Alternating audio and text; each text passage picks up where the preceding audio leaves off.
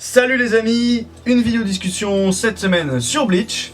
Alors je ne dis pas que ce sera toujours discussion une fois sur One Piece et une autre fois sur Bleach, mais dans le cas présent, avec l'arrivée du Bankai de Kyoraku, je me dépêche pour faire ma vidéo discussion théorie, parce que le chapitre arrive jeudi et donc ou mercredi, mais enfin bon, à mon avis ce sera jeudi.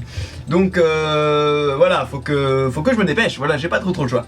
Alors évidemment pour cette vidéo spéciale, les Bankai, pas celui forcément que de Kyoraku, mais aussi de tous les autres gars dont on n'a pas vu le Bankai ou l'entièreté du Bankai. Oui, parce qu'il y en a qui demeurent assez mystérieux, même si on en a vu les effets, ou du moins la forme.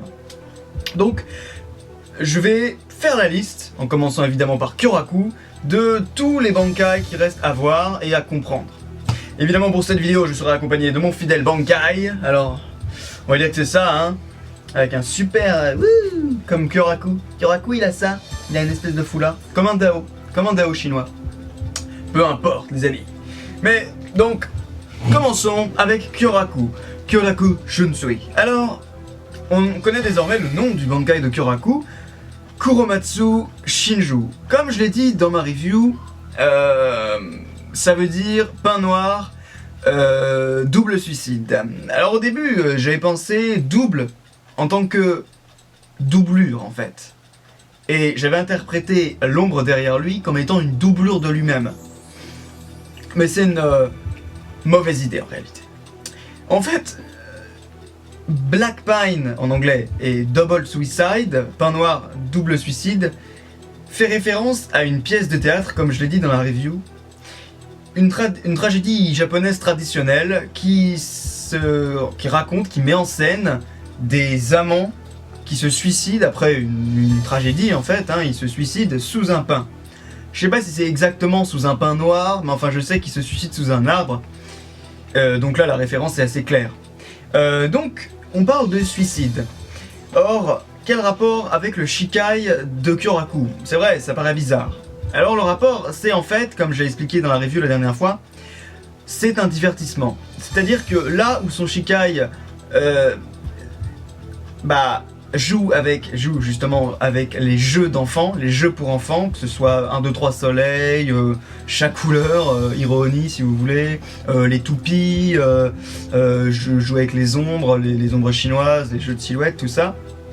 Eh bien, le Bankai de Kyoraku, c'est comme si son Zanpakuto grandissait et manifestait l'envie de se divertir par d'autres moyens et via des divertissements plus d'adultes comme le théâtre par exemple. Alors cette pièce dont je parle s'appelle plus spécifiquement Sonezaki Shinju, vous irez voir, hein, Sonezaki S-O-N-L, blablabla, je la mettrai comme ça. Donc voilà, qu'est-ce qu'on peut penser effectivement de ce Zanpakuto, de ce Bankai? Alors on voit qu'il y a des espèces d'ombres fantomatiques, de branches de pin noir inversées, comme si on voyait l'arbre à l'envers.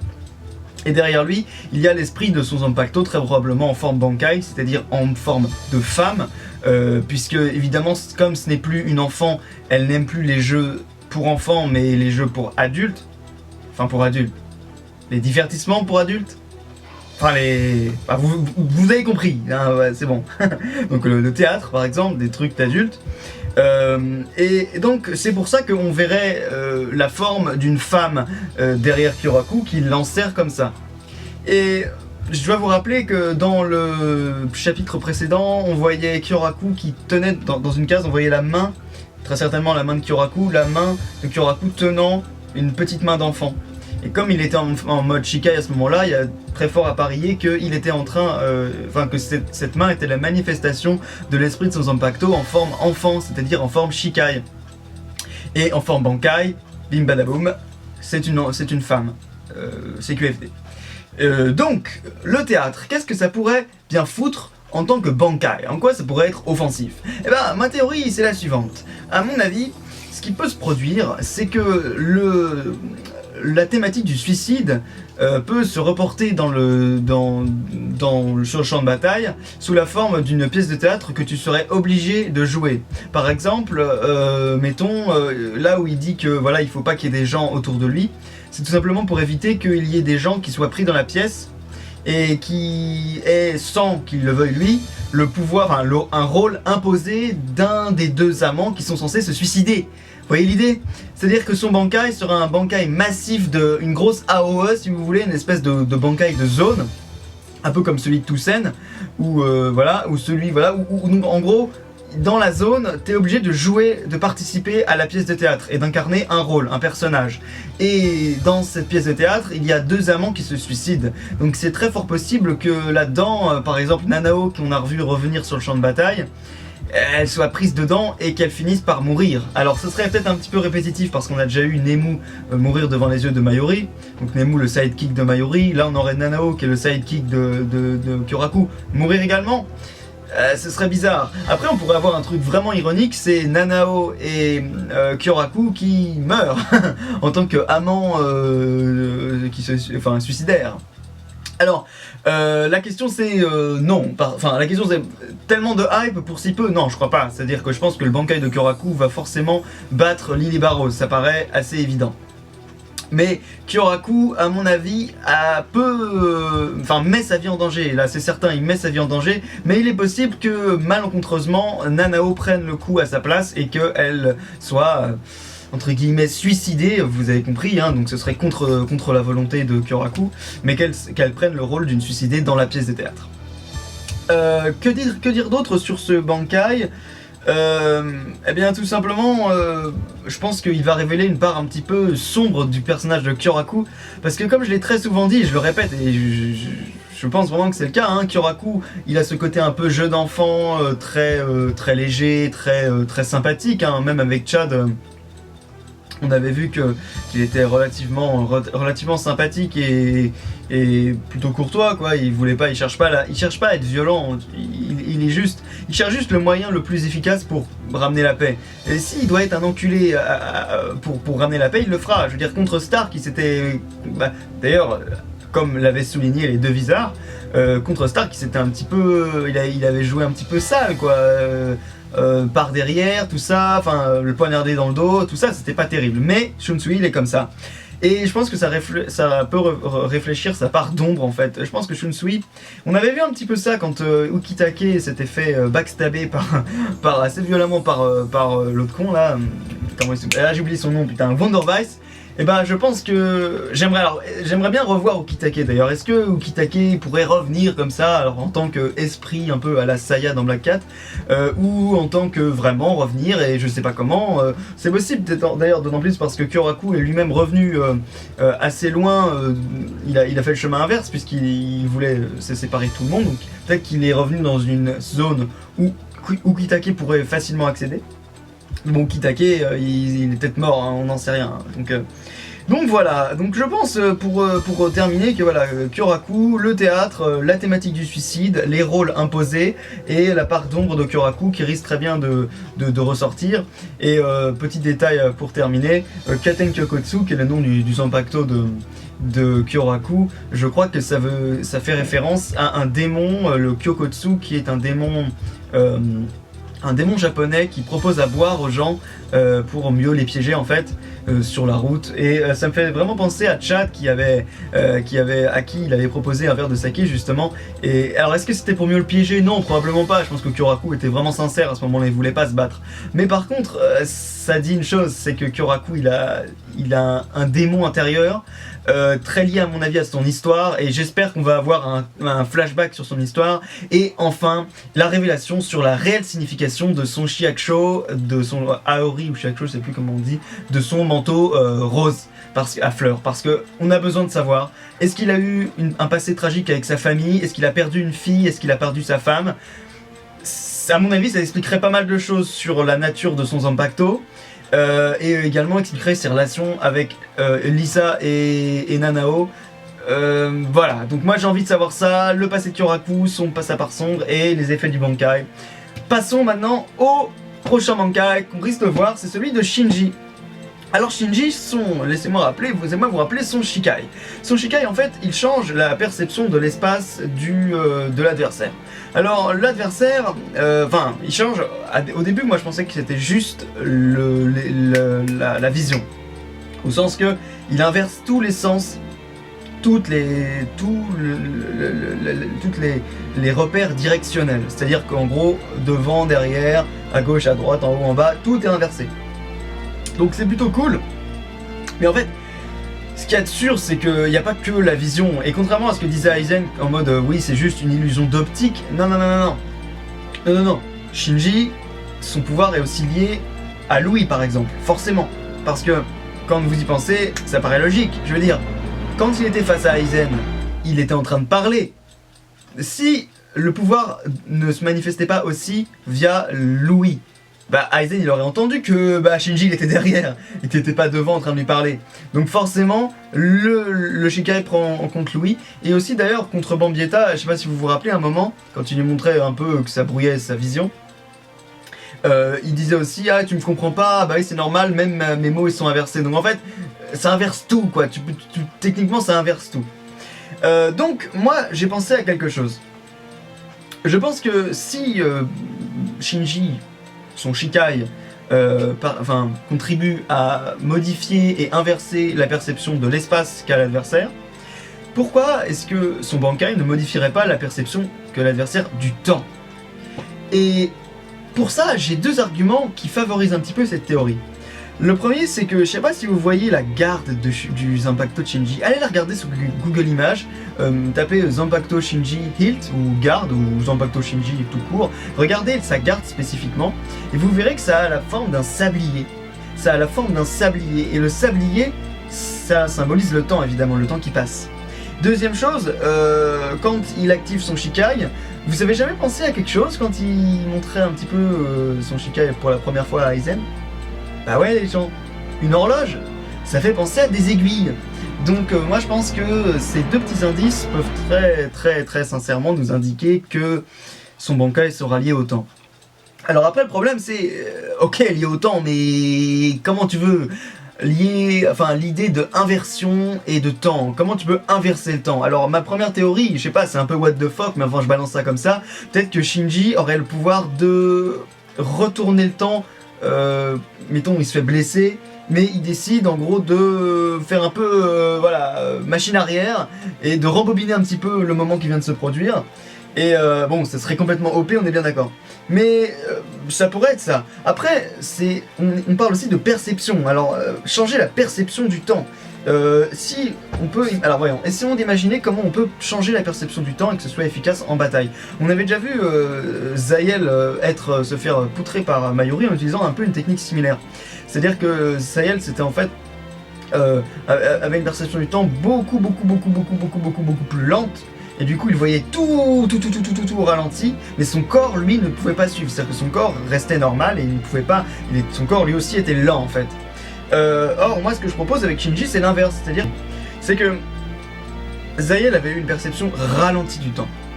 C'est-à-dire que chaque seconde pour lui était beaucoup plus longue que la normale. Alors que moi ce que je propose avec Shinji, c'est que son Bankai fasse en sorte que son adversaire ait une perception beaucoup plus rapide du temps. De ce fait, une seconde passe plus rapidement que la normale.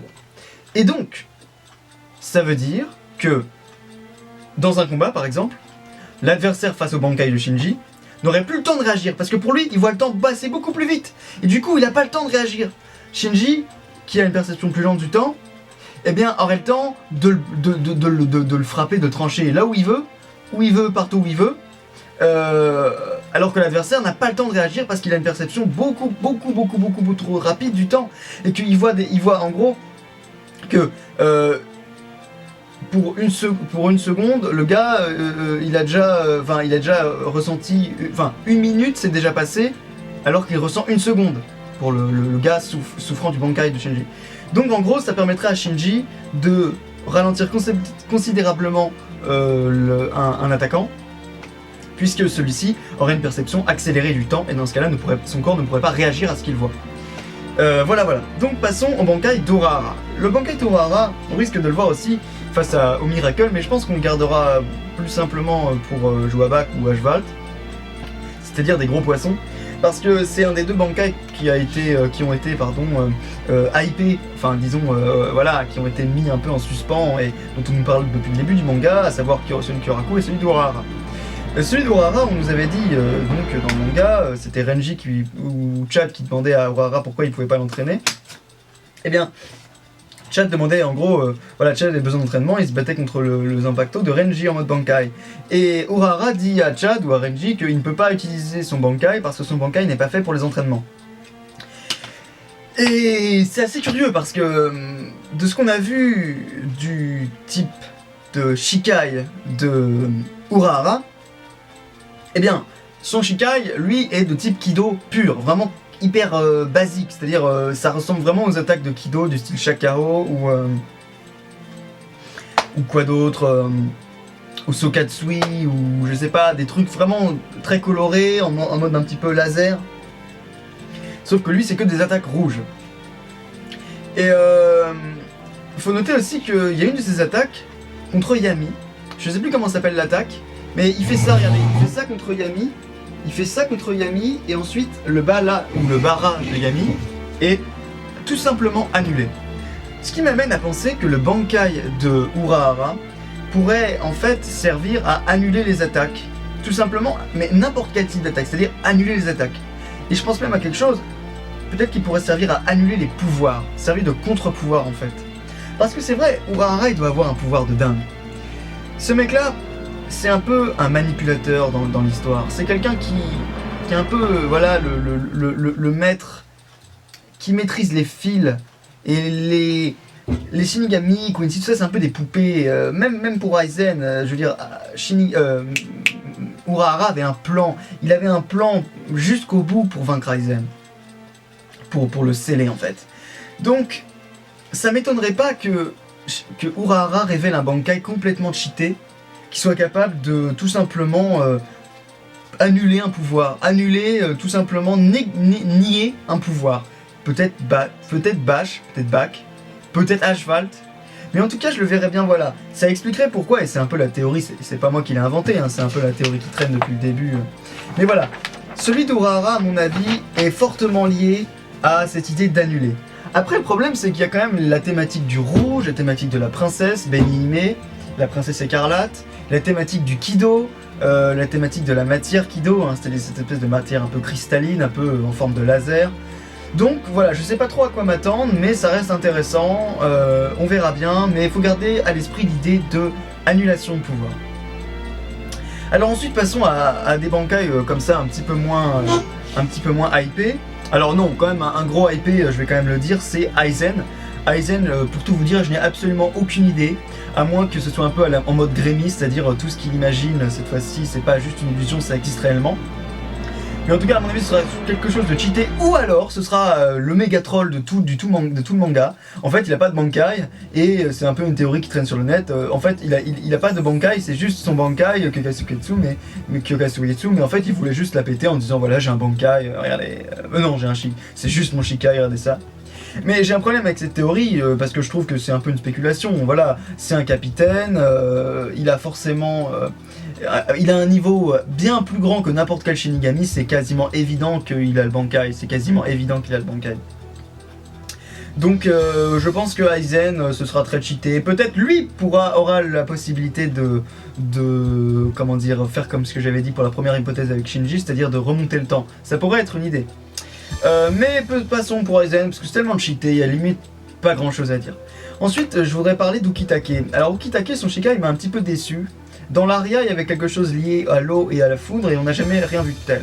Alors effectivement, il y avait l'idée, il y avait la thématique de l'électricité, puisque son Shikai se transformait un petit peu en conducteur de pouvoir, conducteur d'électricité bien sûr, avec des espèces de fils électriques entre les deux. Alors, évidemment, c'est pas un fil électrique, mais ça marchait un petit peu comme un fil électrique entre les deux sabres, et avec des résistances. Alors là, évidemment, ça fait l'inverse des résistances, puisque je crois que ça augmente la puissance, donc de l'attaque, mais ça faisait vraiment un petit peu courant conducteur dans les deux sabres, donc la thématique de l'électricité elle existe un petit peu.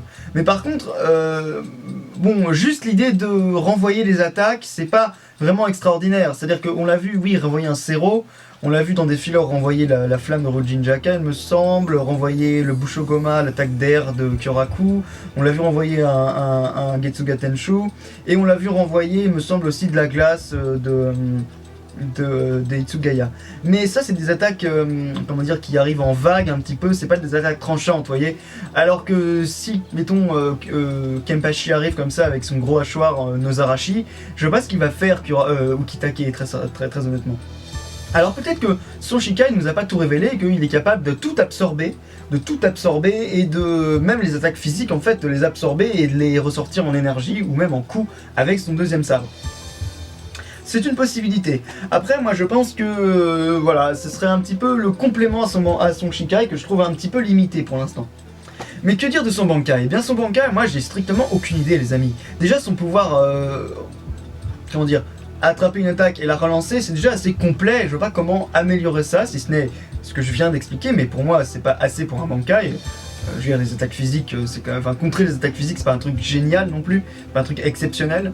Donc je pensais peut-être à quelque chose d'encore plus dingue, c'est-à-dire peut-être qu'il pourrait absorber une mort, absorber des blessures, un peu à la manière Anataru, mais en mode un peu plus prophète, un peu plus miracle justement, et absorber une mort et se l'attribuer ou l'attribuer à quelqu'un d'autre. Mettons par exemple, quelqu'un blesse quelqu'un très puissamment, lui, Ukitake arrive devant la personne, absorbe sa blessure et la remet sur quelqu'un d'autre. Ça pourrait être intéressant ça, ce genre de technique. Enfin bon, je ne sais pas si on aura l'occasion, la chance de voir le Bankai d'Ukitake. En l'occurrence, j'aimerais beaucoup, mais bon, là, ça paraît ça paraît un petit peu contrarié avec cette histoire d'Ukitake, de Kamikake justement qu'il a un petit peu mis hors combat, quoi, mis un petit peu hors course.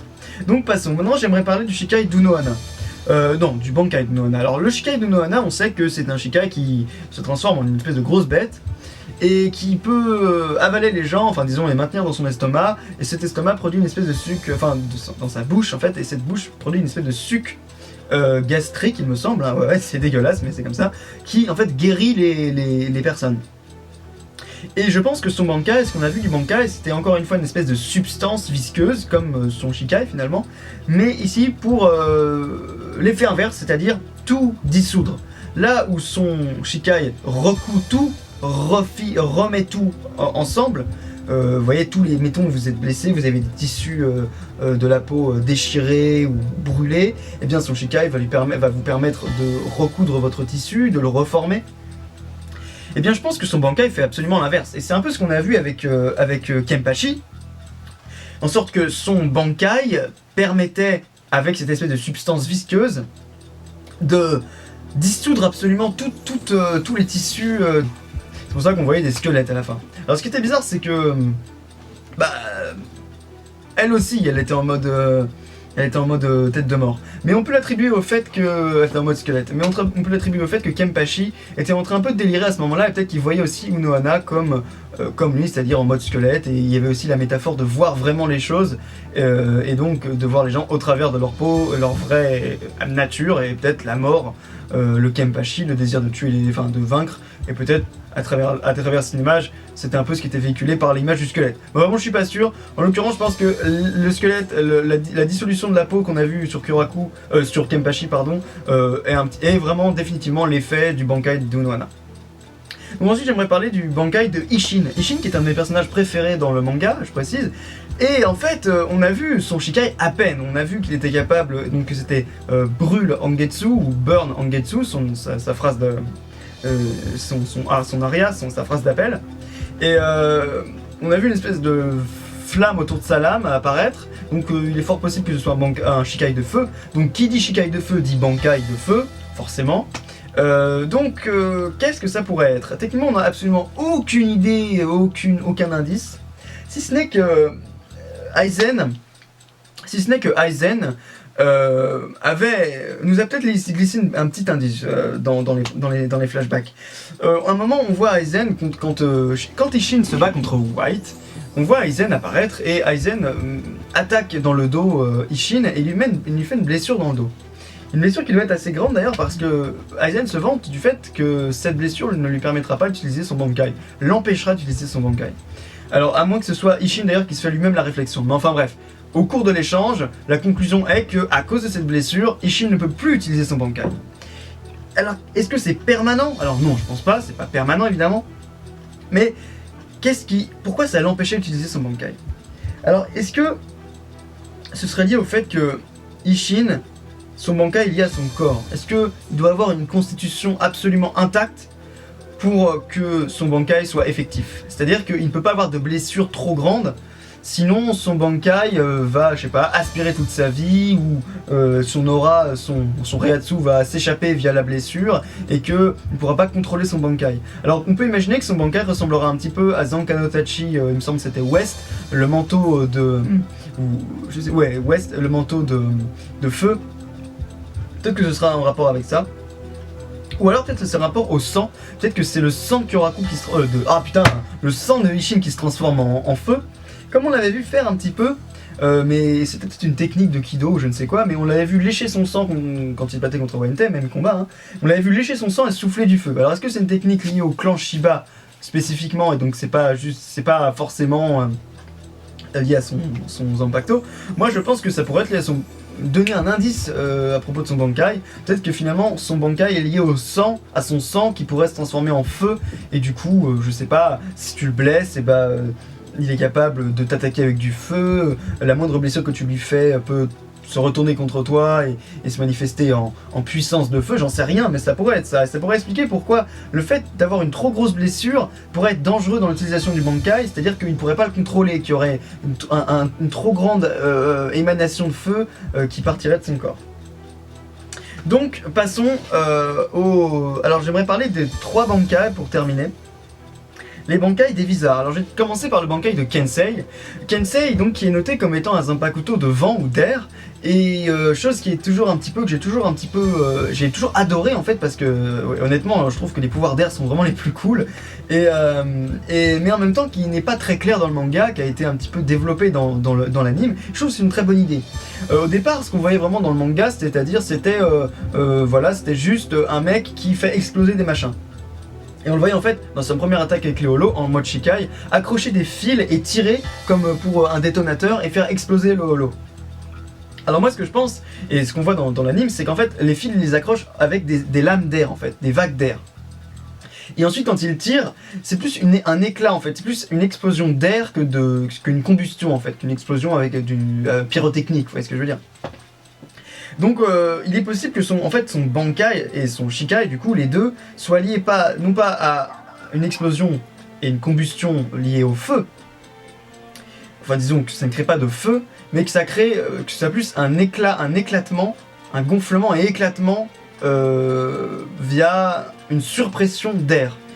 Et je pense réellement que ça aurait du sens, parce que quand il parle de son Bankai à masse de masculine, il emploie le mot de bursting en anglais qui veut dire éclater, éclatement.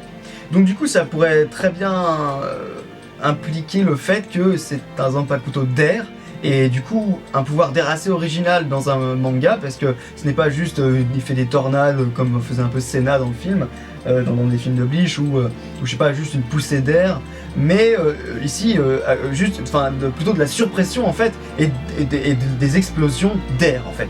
Du coup, ça pourrait expliquer pourquoi il n'y a pas de flammes ou de gros booms, de grosses explosions quand il frappe la première fois Masse de Masculine. Quand il le frappe, il y a une espèce de zone qui est complètement éclatée d'un coup comme ça, qui se fait complètement exploser, mais sans un bruit. On a l'impression que c'est plus lié à une surpression. Et ensuite, voilà, quand Masse de Masculine est comme ça pourrait très bien être lié à une surpression de l'air. Et ensuite alors au début c'est des lames en fait, et il a utilisé ces lames, la seule fois où on le voit utiliser les lames de son Bankai, donc les points américains en forme de lame, c'est contre Wonder Vice, et on ne le voit pas vraiment, on voit pas vraiment les effets, mais ça crée une espèce d'énorme explosion. Et dans l'anime c'est une explosion de couleur blanche, comme un peu comme de l'air en fait, hein, bleu-blanche quoi, et ça fait vraiment penser à de l'air. Et d'ailleurs quand il active son Bankai, il est vraiment comme une explosion d'air, donc il est vraiment, à mon avis, c'est très lié à l'idée d'une surpression. Et ensuite quand il transforme ses lames en points américains, ça fait un petit peu la même chose que ce que j'expliquais tout à l'heure, c'est-à-dire cette espèce d'idée de surpression et d'explosion qui ne produit pas de flamme en fait. Par contre, il y a un troisième moment où il change ses mains et ses gants et qu'il y a une espèce des petites piques qui sortent de ses mains. Comme en fait un petit peu des détonateurs, vous voyez. Et quand il appuie, ça crée une explosion. Et là, ça crée une explosion. C'est-à-dire que contre masse masculine, il l'emploie une fois. Et bon, ça fait rien, mais on voit dans l'air une énorme explosion. Donc là, à mon avis, ça pourrait être lié à une explosion. Donc en fait, je pense que le Bankai de Kensei est de manière générale lié aux explosions. Mais qu'une partie de son Bankai crée de la surpression, une autre partie crée de l'explosion, et une autre partie, en gros, coupe en explosant. Parce que c'est ce qui explique en fait que son Bankai, avec les lames en fait, explose, coupe tout ce qu'il touche en explosant. D'ailleurs, autre chose, je reviendrai ensuite sur cette théorie, mais il dit bien, à mesure que je te touche, l'explosion continue. Retenez ça en tête, gardez ça en tête. Ensuite, le Bankai de Rose, on a vu donc les deux premiers trucs, Sea Drift qui est donc un référence à une opéra et un autre opéra qui est Prometheus, qui sont respectivement des attaques d'eau et des attaques de feu. Et le dernier, Ein Nebelen, un truc comme ça, ça veut dire la naissance d'un héros ou le chemin d'un héros. Et bien en fait, c'est tout simplement le troisième acte du Bankai de Rose, et on n'a toujours pas vu, et je suis vraiment très curieux de savoir ce que c'est. Alors pour votre culture générale, en fait, les Bankai de Rose, enfin les trois actes du Bankai de Rose sont en fait des vrais opéras qui existent réellement, vous pouvez les taper sur Google. Et en lisant l'histoire de Ein Nebelen, ou je sais plus quoi, je sais plus d'ailleurs de qui c'est. Bah tiens, attendez, je vais rechercher ça. Hop, une vie de héros, Ein Eldenleben de Richard Strauss. Voilà. Donc voilà. Après voilà, je sais pas vraiment de quoi ça peut parler. Ça parle surtout de guerre et de bataille. Donc est-ce que ça pouvait créer une illusion de bataille, et dans ce cas-là, je sais pas, la masse masculine aurait été submergée par plein de soldats ou de Shinigami, je sais pas. Encore une fois, ça reste des illusions liées au son. Donc en fait, le Zanpakuto de Rose est lié au son. On en avait déjà eu un avec Toussaint, son Shikai était lié au son. Et là, avec Rose, on a encore de nouveau un Zanpakuto lié au son, mais son Shikai est lié directement au son, alors que son Bankai est un Bankai d'illusion, un peu en mode Aizen ou Shinji, où le principe en gros c'est que c'est le son qui crée des illusions. Donc c'est un peu ce qu'on appelle des illusions auditives, hein, des hallucinations auditives. Donc voilà, voilà pour Rose. Donc je ne connais pas encore on ne connaît pas encore le troisième acte. J'espère qu'on l'apprendra dans les prochains chapitres. C'est encore possible. Bon, ça reste assez peu probable parce que Rose n'est pas un personnage, voilà, super important non plus. Et c'est vrai que, pourtant je l'aime bien, hein, mais c'est vrai qu'en plus il était censé être mort, tué par Grémy. Alors l'idée c'est qu'il aurait pu être, il est toujours en mode zombie comme Kensei, donc il est encore possible qu'on le revoie utiliser son troisième acte à la toute fin, peut-être dans un combat final contre Bach. Ce serait pas mal. Contre Bach d'ailleurs, ce serait génial. Richard Strauss contre Jean-Sébastien Bach. Enfin bref. Peu importe. Dernier point de ma vidéo discussion sur Bleach, c'est le Bankai de Love. Et c'est là les amis que je veux vous interpeller sur quelque chose. On a le Bankai disons le Zanpakuto de Shinji qui est lié à l'odorat. Oui, à l'odorat, j'ai bien dit l'odorat et pas l'optique. Non, pas l'optique, parce que, rappelez-vous, c'est grâce à un gaz que tu respires que l'illusion d'optique prend effet. Donc, odorat pour Shinji.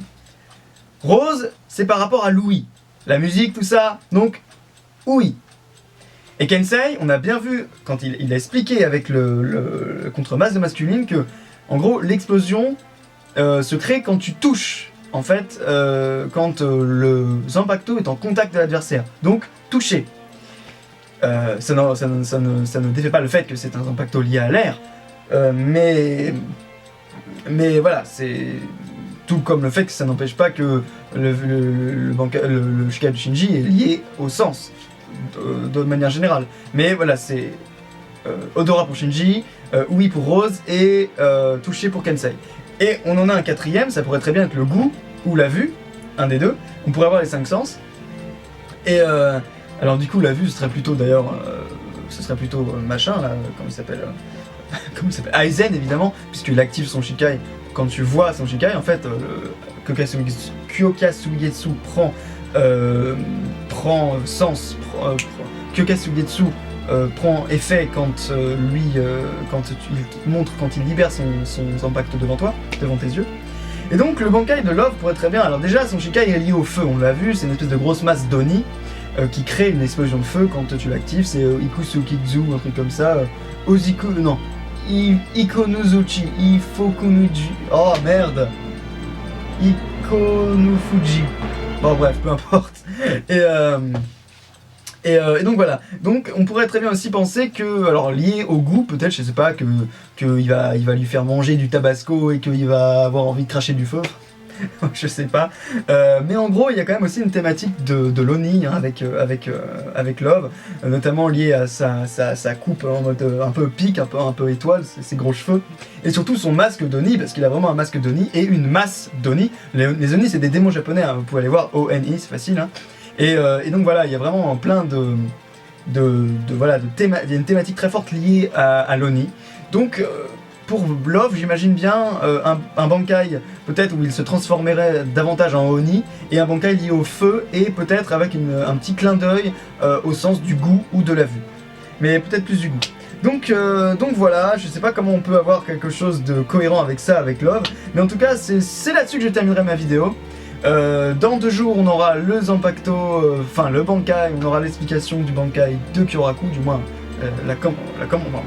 on commencera peut-être à comprendre de quoi il retourne. En tout cas, jusqu'à cette review, je vous souhaite de passer une bonne soirée, tout ce que vous voulez, ou un bon matin si vous avez une bonne journée si vous regardez la vidéo le matin, et eh bien écoutez, faites ce que vous voulez, likez, abonnez-vous, faites un petit peu ce que vous voulez, et je vous dis à la prochaine.